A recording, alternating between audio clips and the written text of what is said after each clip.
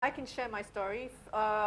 16 years ago, I started something called the Financial Women's Association. I just had my second kid and decided that, like Anjali said, we just didn't have time to go and play golf, go to the bar after work, network, da-di-da. So, but we wanted to create a sisterhood, and I felt that the women in finance needed somewhere to mentor each other, help each other with the career moves, be a kind of a personal board of directors, if you will, that you can get sort of free objective advice from.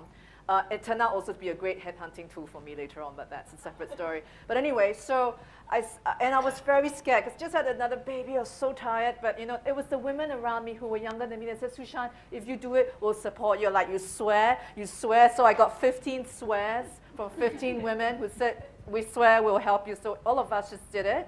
And we decided to do it like, we'll rotate the presidency. No one takes the presidency for more than 2 years.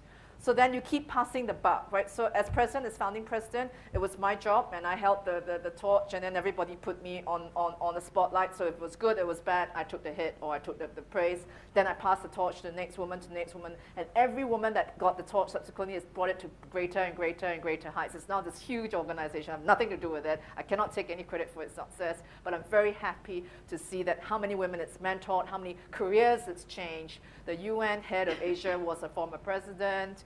You know, a lot of, all the ex-presidents of this organization have gone on to bigger, better things. And so it can happen, but someone needs to start it. And they can't start it alone. So you just need to get that 15 swears, right? Everyone's going to help you. Get a group of girls together, you do it. That's my own personal anecdote. Could I Please. Catherine.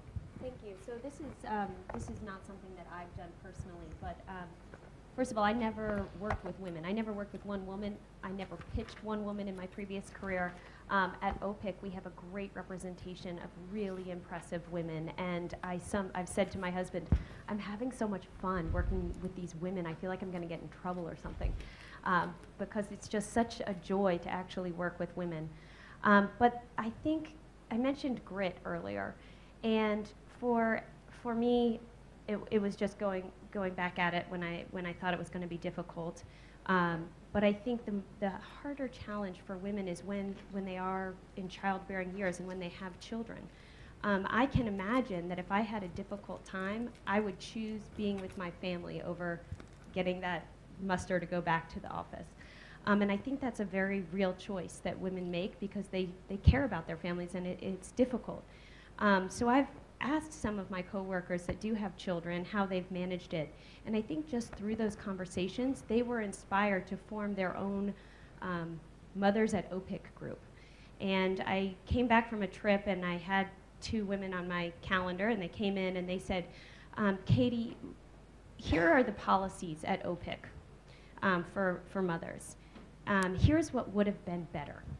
And we've created this network, and now we're all meeting, once a month, and we're making sure we're A, taking advantage of the policies that exist, but B, we're going to form a network that is going to push this organization to be more flexible and better.